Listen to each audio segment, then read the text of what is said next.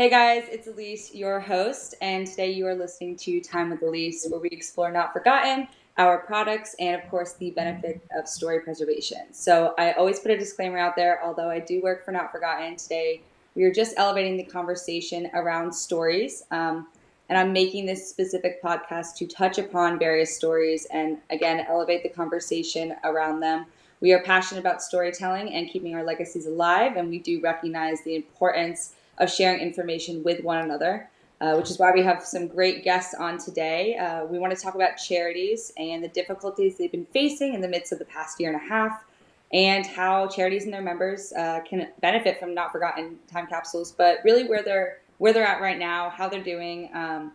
And because, there's so many Americans in the U.S. that are benefiting from charities that have diseases that are sick. Actually, for example, in 2020, as many as 5.8 million Americans were living with Alzheimer's disease. And younger people may get Alzheimer's disease as well. It is less common, but the number of people living with the disease doubles every 5 years beyond the age of 65. And that number is projected to nearly triple to 14 million by 2060. So this information is all from the CDC.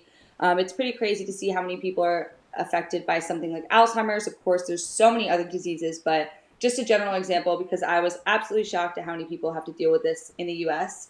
And on the Alzheimer's website, it says more than 6 million Americans are living with Alzheimer's. So by 2020, this number is actually projected to rise to 13 million.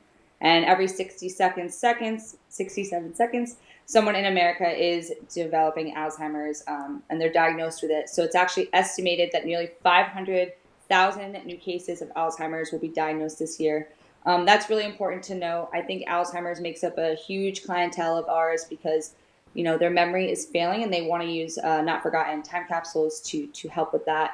And thankfully, we have the Alzheimer's Association. We have other charities that are looking out for these people. For not only, from the members and the beneficiaries, everyone is benefiting from these charities. And we actually have a great guest on today. His name is Ned. He is the president of the Huntington's Disease Society of America. So although we just talked a little bit about Alzheimer's, HD is a smaller, more rare disease, and there is no cure for it. So Ned and his team work tirelessly to, get awareness out there, raise fundraising for research, and just generally help those affected by it by giving them resources within the HD community, specifically the New Jersey chapter. So I'm going to bring him on actually and just hop right into it and start and get going because he's here bright and early. So thank you so much, Ned, for being here. And I'm going to push you on. Just introduce yourself and let the audience know who you are and anything you want them to know before you start. Okay. Thank you, Elyse. I appreciate that nice welcome and semi-introduction. My name is Ned Kinselmo. I'm from Ridgewood, New Jersey, and actually Cape May, New Jersey. That's where I am now. Fortunate enough to be down here at the beach on a nice windy day. I got started in the charity because my dad told me, it's hard to believe, but 49 years ago when I was 18 years old, that he had Huntington's disease. And he passed away at 33. And Huntington's disease, as some people may know, but most people don't. When your parent has it, you have a 50-50 chance of having it. So I and my 5 brothers and sisters each had a 50-50 chance of having Huntington's disease. So I got involved with it then when I was working about in my 30s. My wife and I got involved. And we used to go to fundraisers for HD. At that point, they were really working more on trying to find a cure, so money was going to research. So we spent time going to auctions and to casino nights and things like that. And then later on, my brother developed Huntington's disease, and he passed away about 5 years ago. Both his daughters actually, had the disease. One has passed away at 15 years old, and the other is 25. So I'm still working hard, and like a lot of other people that are involved with the disease and families, because it is a family disease, work towards trying to raise awareness and try to raise funds for the cure. Of course. And how does your organization, typically do that when they're trying to raise funds through fundraising, for example?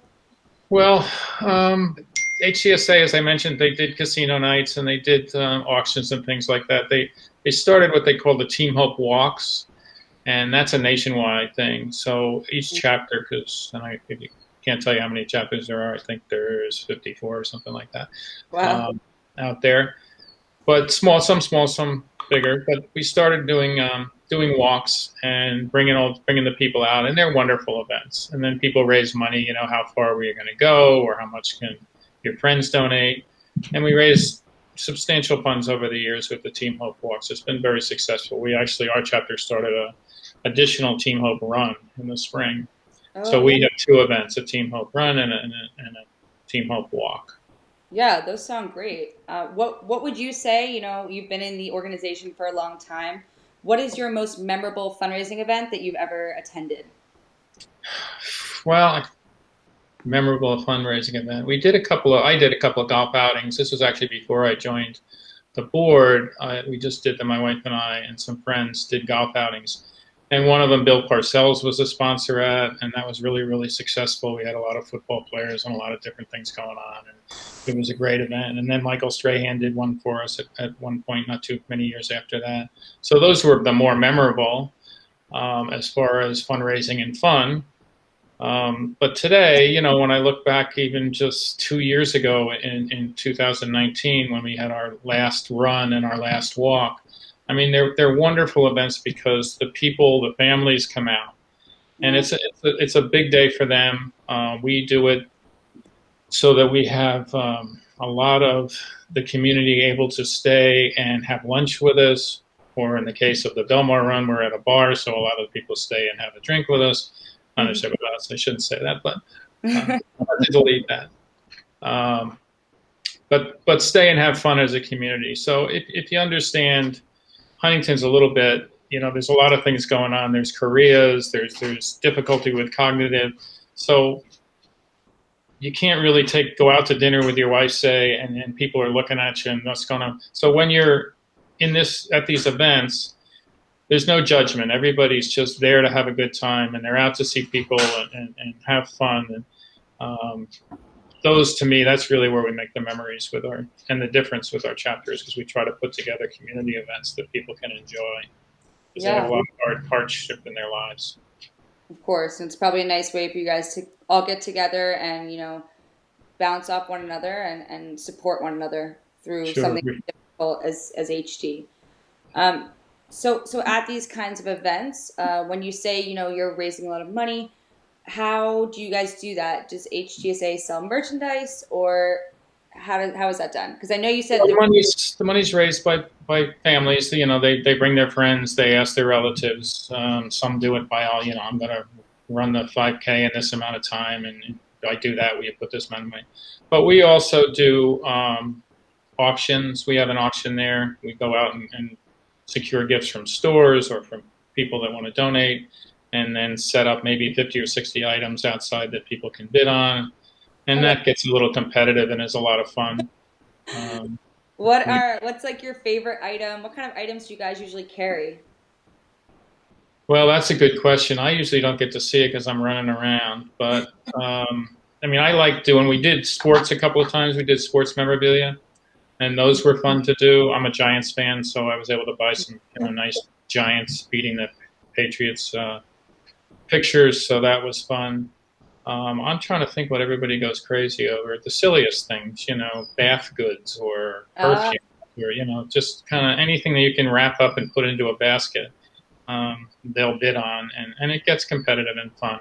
And we do 50-50s too as well. So yeah, is it? I guess because you said they like more of the simpler things, but is it ever difficult, you know, to find products that align with Hgsa and your values? I know you guys have the slogan, family is everything. So are there any, you know, products that kind of align with that, since that is embedded in everything that you do? Well, we try to get involved with the drug companies so that they'll help us out, because they're the ones that are, you know, working towards finding a cure. So we try to do that as best we can. Most of the items are just fun, because that's what people need. They just need to come out and have some fun. So if it's something goofy that they probably wouldn't have bought for themselves, I mean, I hate to say we did a lot of we did a lot of pots and pans. Somebody worked for a pots and pan company, so we got all these pots and pans, and I think we've got our fourth set or something here. But so just really anything that people can go out and say, oh, look what I got, Yeah, no, I understand that completely. And the events sound like so much fun, everyone getting together. And every event that you've mentioned so far has actually been in person. So, of course, I have to ask, how has the past year affected these fundraising events? Well, as you can imagine, and you know that the events were devastated by COVID. It was really, really difficult to do. Um, from a couple different perspectives, at least our chapter thought this way anyway, was that people were having such a difficult time everywhere in the country and in New Jersey and as the Huntington's family. But everybody was having such a difficult time. It was hard to go out and say, can we have some money, or Of course, yeah. would you donate, because it was such hard times out there. So we had planned to do a run that got canceled. We did a virtual walk, which was, I would say, mildly successful. I mean, we did get to spend some time with some of the community members, which was fun.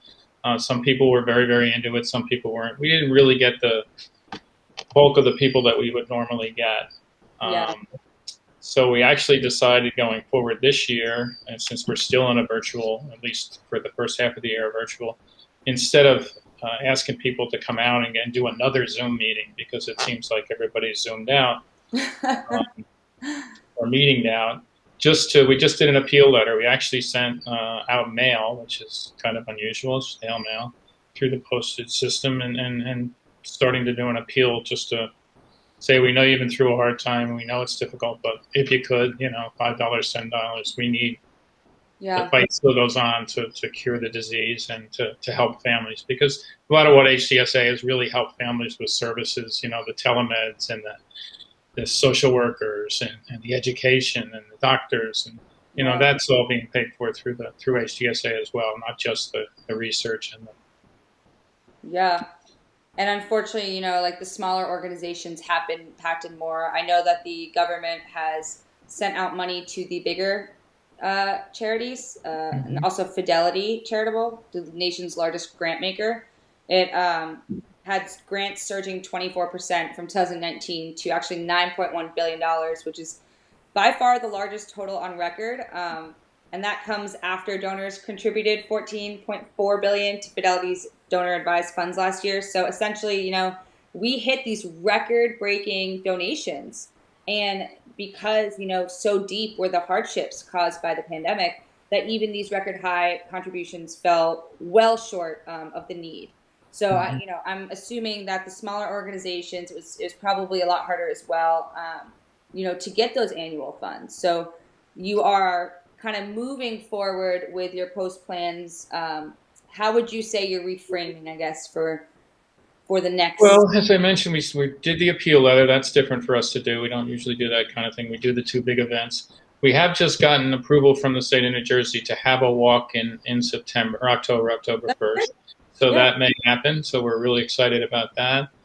But in the meantime, we've been planning a new event. We had some people that have experience running gala events, the big kind of parties that you have where you honor someone and people show up. And so we've been working on that kind of behind the scenes. At one of our board meetings, or a couple of our board meetings, we discussed using these people now and getting started now for 2 years from now, so that for one reason, all these venues are going to be backed up with weddings and bar mitzvahs because nobody could do anything, so they all waited. So there'll be opportunity in a couple of years. These places will be open, and then we'll be able to. We hope they will be. So we're in the planning process for that. So in 2 years, we'll be able to do something. We hope the grand and raise some money. So yeah, I mean, it sounds like you guys have a lot to look forward to with all of these events coming up. Of course, we're still kind of at the end of it, but I feel like there's a light at the end of the tunnel. So, what are you most excited for moving forward? Well, if we can get together in October as a community again, nothing excites me more than to be able to do that, to get together with our families again and see them again. And, yeah, as my wife likes to say, just give them some loving. So I love that. So I guess, since you've been a president of Hgsa for so long, what is some advice that you can give to other people involved with charities like yours who may be struggling to fundraise at this time, who may be a little low in morale? What kind of advice?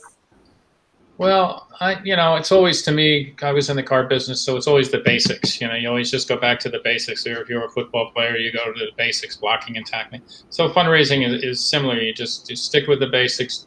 Come up with a good event. We've got great walks and runs, and when we'll work on a gala, and build it slowly and work your way through it. Do it really well. And it'll be successful. And I just think you have to just kind of take it a step at a time, like we've been living the pandemic like. It's the same thing. We're going to come out of it. We're going to try to raise some funds again. Do the same things. We know what the people need and what they want, because we try to work through our social workers and try to find out, what is it that the HD community needs. So that's what we work towards, and that's how we try to do it.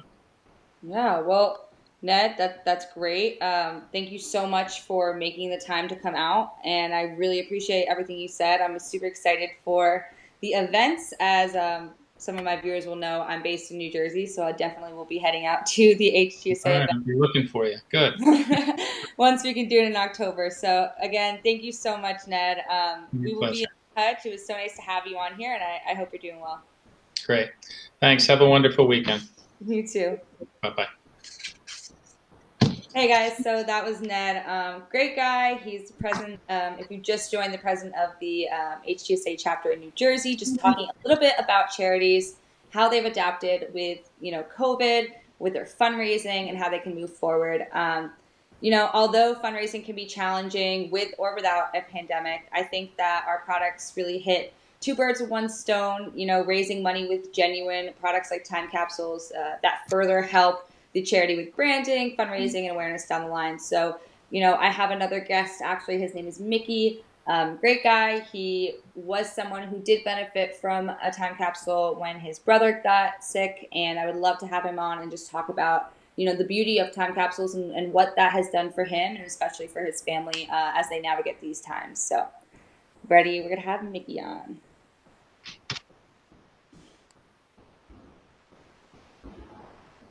Hey, Mickey. Hey, Elyse. Thank you for having me on here. Of course. How are you doing today? I am doing fantastic. It's another beautiful day here in the center of the universe, and I'm doing well. Great. I'm glad to hear that. Well, Mickey, for those of you who don't know him, please introduce yourself to the audience. Mickey is a friend of mine, so let them know who you are since they don't know you. Okay. I'm Mickey Charles. I'm the Director of Customer Operations for Not Forgotten and the Take Me Back time capsules. And I've been involved with this from the early days. Yeah. That's awesome. So we brought you on as well. I know that you've been part of our story, and you've definitely benefited from things that we've made and been able to create. So talk a little bit about your loved one. I know that your brother made a time capsule. What can you tell the audience about that? I was very fortunate to be able to create the next generation time capsule with my brother. Last year, 2020, was a very difficult year for our family. We had several different events, but the big one was in February. My brother was diagnosed with a brain tumor, and we had to deal with that throughout the year. Now, one thing about my brother, he's not the kind of person that liked to sit and talk about himself. He was willing to do anything for anybody. He was always a phone call away if you needed a hand.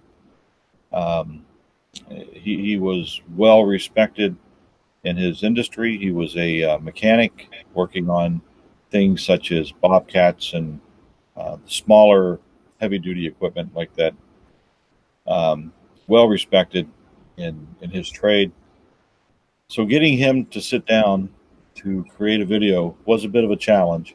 Yeah. But we talked about it for several months and finally convinced him that, he's doing it for us, as much as he was doing it for himself. And it was a great experience. It was an honor to work with him on that video and have him create his story. Yeah. Can you tell us a little bit about, what he said in his story? I know that everyone has such a unique experience when they create a time capsule, and then something that's so beautiful about what we have to offer. What was his story like? Well, his story was really a message to his kids and his grandkids. He talked about his life. He talked about his wife. Unfortunately, his wife passed away 2.5 years ago, rather unexpectedly. Yeah. And so he talked about her. He was deeply in love with her, Yeah. and he talked about that, or it showed throughout the video. He would do anything for her, and he did. Yeah. So when we did his time capsule, his memory, short-term memory, was starting to fade quite a bit. Right.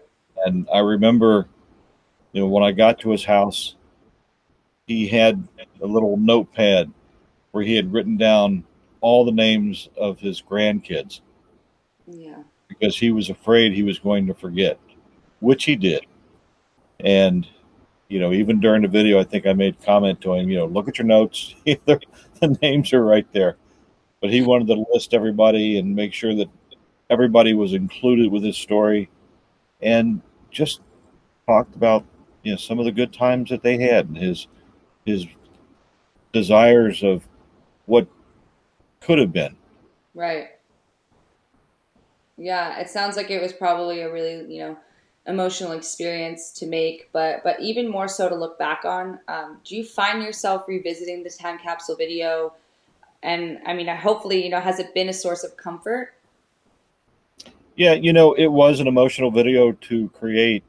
Um, it's an emotional video to even talk about.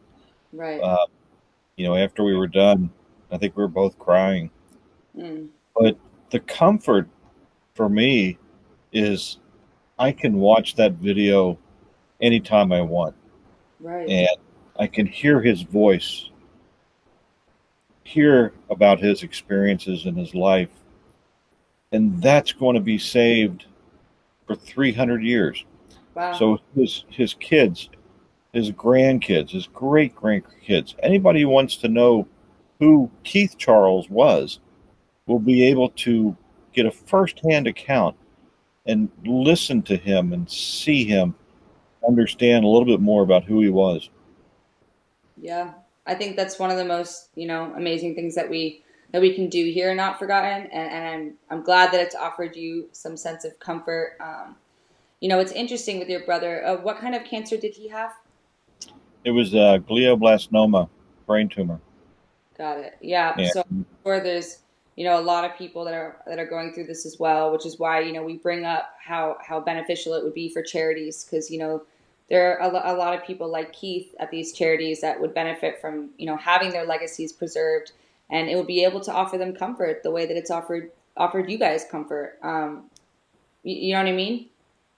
oh, absolutely. It's twofold.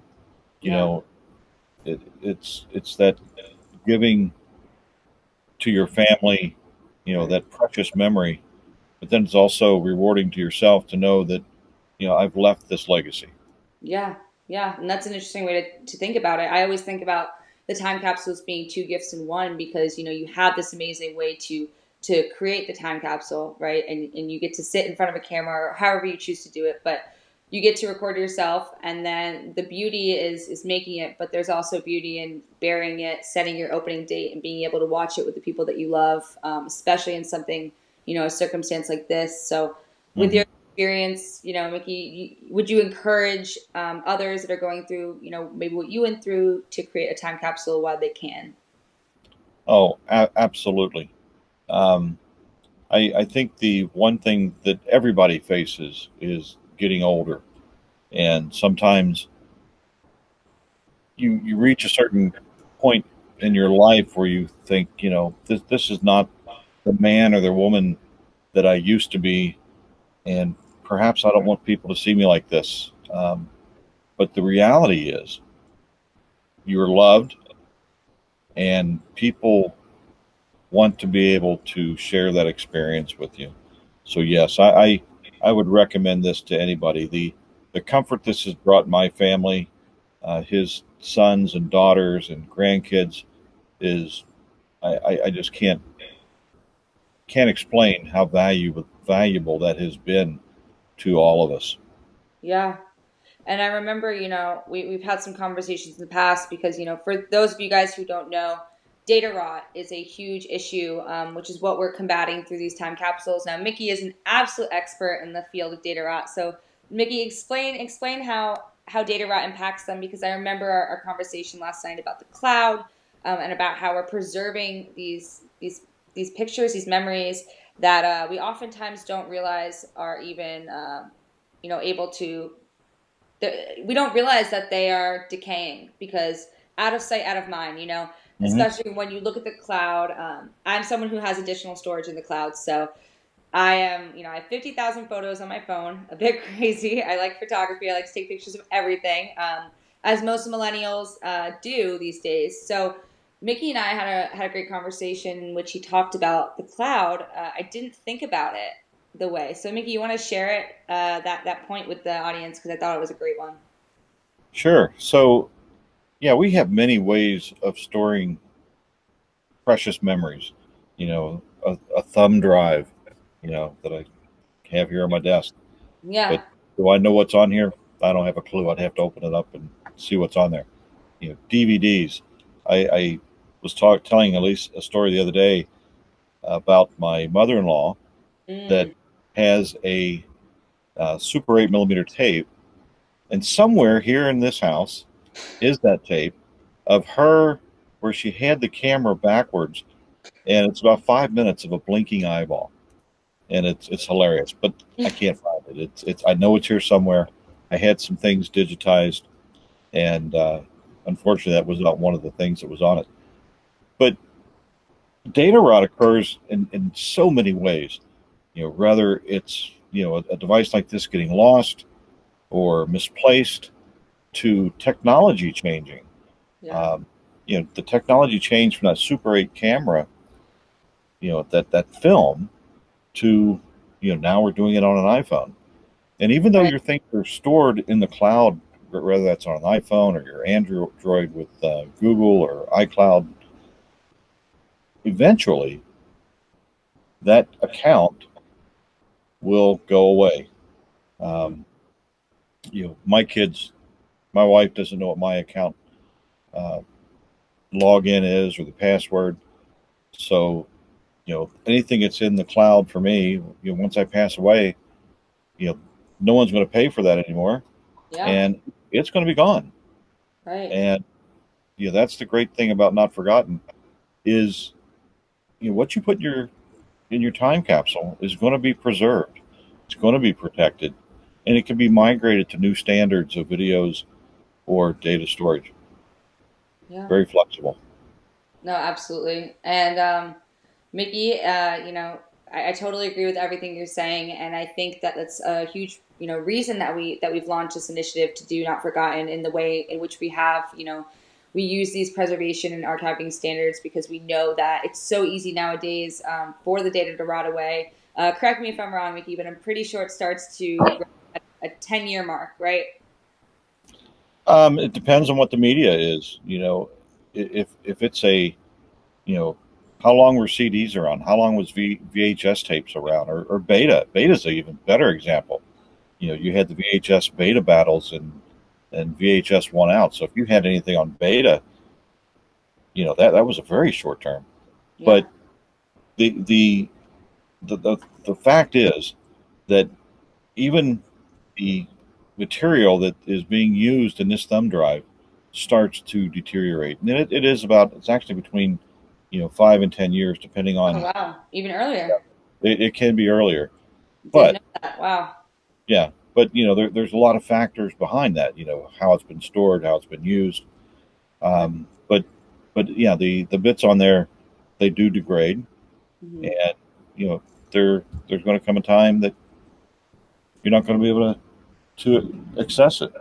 As I Yeah. reach into my drawer here, I think I have here. So what did everybody used to do? Same thing that I did. So here I have an old disk drive that I would attach to my computer, and I tried to spin this up the other day, and it's dead. Yeah. You know, No, even exactly. though it's in a nice case, it was well protected, it was stored. I Yeah. just hope there's nothing valuable on it. Of course, and your intentions can be so great, when you're storing your media, but unfortunately, not everything can take the test of time. If you've just joined this podcast, we're talking about data rot, and the way in which we protect our data. We've realized now that data is just like any other physical piece of media, like a photograph, for example. When they get old, they get brown, the edges curl up. You can still see the photo, but it's not really crystal clear the way that it was when it was taken. So that's something that also is something that we have to worry about with digital media. We are taking so many pictures nowadays and videos, and the idea that they'll be, in crystal clear quality for years to come is a kind of a fantasy that we have all tricked ourselves to believe. So it's a tough pill to swallow. I definitely realized that this year, but Mickey is someone, who's benefited from the time capsules and has been able to shield this video of his brother, from data rot. So he's going to be able to enjoy it and his family for 300 years. So Mickey, that's really amazing, and I'm glad you were able to do that. Is there any, last piece of advice you'd like to give to someone who's maybe hesitating on whether or not they want to buy a time capsule or create one? Because it can be nerve-wracking for people to look at a camera and just talk, and I know some people are not too keen on that. So any advice to the people that want to take the plunge but are a bit nervous? If you're my age, I'm 25 now. Um, I just go, wait a minute. you just got it, huh? It's slow, I'm like, wait, but I'm 24. you know, yes, buy one of these time capsules, put your memories in it, and have your grandkids help you create the video. Yeah. If you're not comfortable sitting there in front of a computer, or having a phone that we got a fantastic phone app, but sitting there recording yourself, have someone help you, a Yeah. family member, son, daughter, grandkid. That, just like with my brother, there was a comfort level to him because I was doing this. Right. Right. And there was, you know there were no big lights and cameras. It was just a single camera, me talking to him. Yeah. It was a conversation. So have that conversation, record it, and store it on a next generation time capsule. Yeah. I love that, Mickey. Thank you so much for taking the time out of your day to come in here and talk about it. I always think it's a good idea for our listeners to get a better idea of the product, but more so the person behind it. This is all for the people and how we can preserve everyone's memories. So thank you again so much for coming out, and we're going to show you a quick little video of what one of the time capsules will look like. We have two ones to look at today. There's Sheila and there's Leah. So we're going to look at those. But Mickey, again, thank you so much for being here. It's been a pleasure, and we'll see you again soon. Thank you, Elyse. It's been my pleasure. Okay. Now I'm going to see if I can fix this. Okay, guys. So now we're going to listen to one of the videos.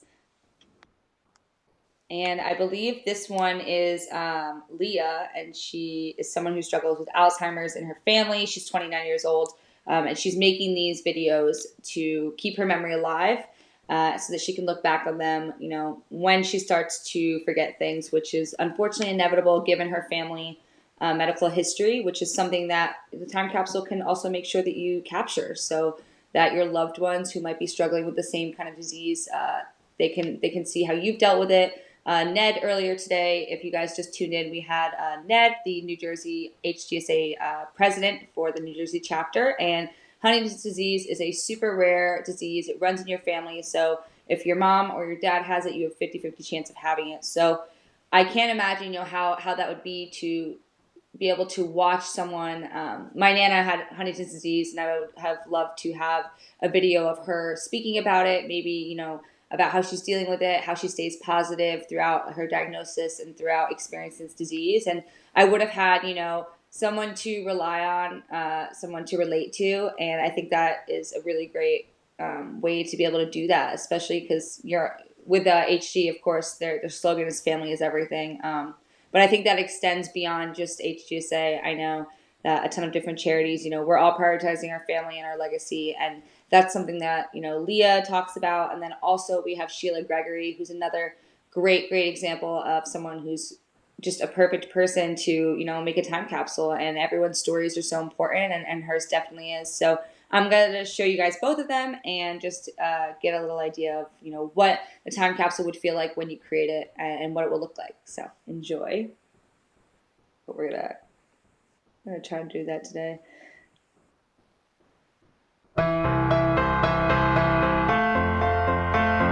When I've been doing my genealogy, my mum's family, they all originate from Ireland. They're all of Irish origin. And my dad's family, as far back as I've got, are just folk from Lancashire. And back to the 1600s. And they're still from Lancashire. But it gets a bit more complicated now. There's no census and you're looking into church records. So a big source of information is, especially around Wigan where I am, is the cemeteries. There's an online called Wigan World, and you can look up at the various cemeteries and you can put a surname in and it'll tell you who's buried there and when and where they lived, and that's really good information. But the number of times you put them up in the 1800s and early 1900s, and the bulk of the people are children, ranging from stillborn anywhere up to 12, lots and lots and lots of children, and lots of children with the same name because, they had a child that's stillborn, which happened to my grandparents, and then they had another one and give it the same name. Everybody on my father's side seems to be called John or Thomas and nothing else, John or Thomas, and, I did this because I've done the genealogy and the Find My Past and the digging into that, which is great. It's so rewarding. I really enjoy it. But you can't get a proper feel of the person like you can doing this. One of my ancestors, my great grandmother, I know that she was married and then her husband died and she remarried, and then it looks like he took off, she had 2 more children with him. It looks like he took off to America and left her with these children. And I think, and I don't know yet, I'm still looking into it, I think she might have remarried, but that would have been probably out of necessity because of all the children that she had. But I don't know that because I can't speak to her. I can't ask her. So I don't know how she felt or what was going through her mind or what she would have liked to have said about her family. I want anybody in my ancestry or want to know what I am like as a person, or how I come across as a person, not be in the dark about who I am.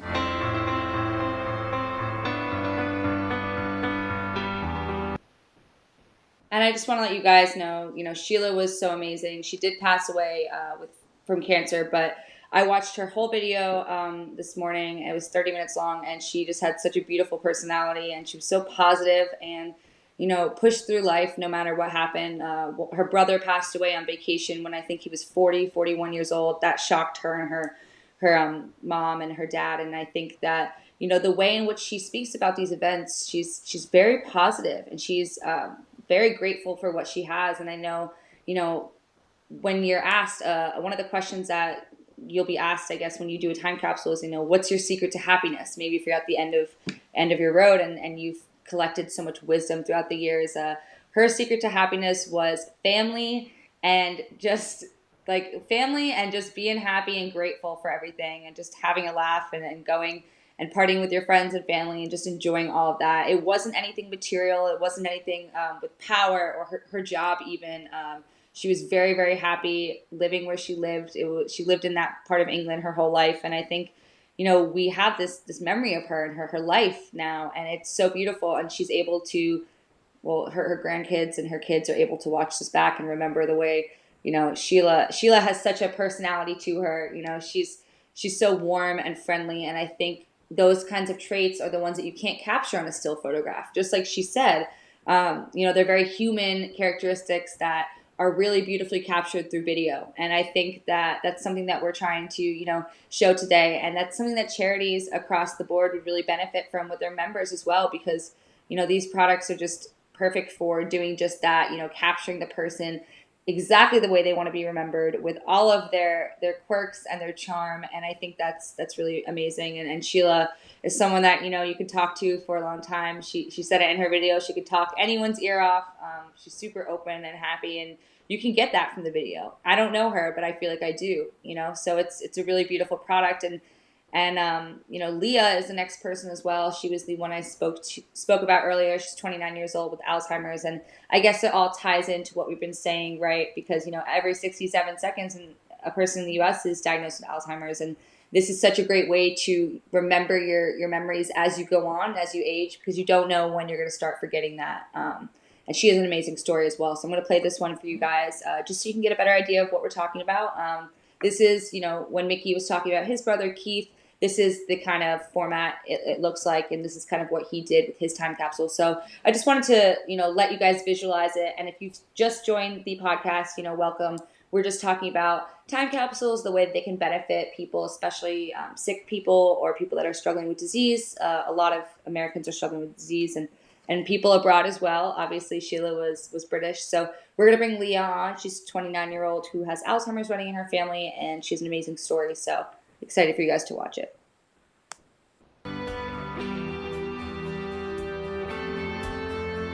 So I've done Not Forgotten because I selfishly want to watch this back when I'm older. So it's not for anyone else really. It's more that I have quite a bad memory. Alzheimer's runs in my family. I forget how I felt 10 years ago, so I'd quite like to do one every 10 years and look back at who I was and how I've grown, and I'm quite into self-reflection. So I've done Not Forgotten for self-reflection when I'm, and a little present to myself when I'm 80.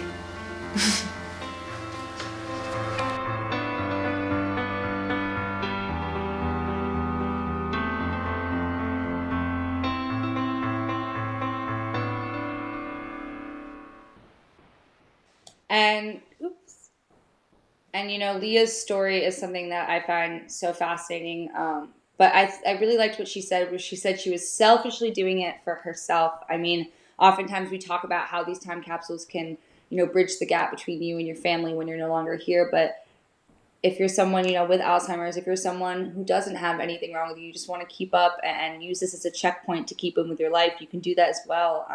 It's a beautiful way to track your self-reflection, how much you've grown. She's someone who said she likes self-reflection. I am someone that loves it as well, but with journaling, other mediums like that, you don't get a whole sense of who you are as a person. You don't get to, see what you look like, your mannerisms, how you're smiling, the energy that you bring. That's something that video can really capture. And I think there's just such an array of uses that these time capsules can have. And we've had amazing guests today, to talk about their experience this past year.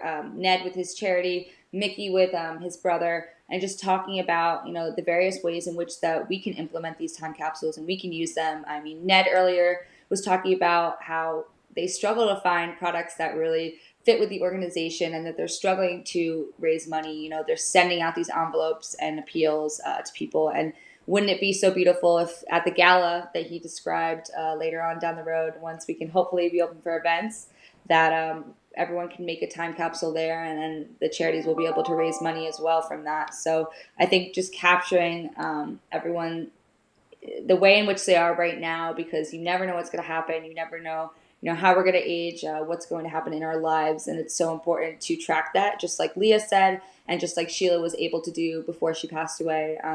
We can track her memory and her light and her energy and remember who she was. And I think that's amazing. I mean, one of her biggest inspirations was her family, and now they'll be able to take this time capsule wherever they go. Same with Mickey.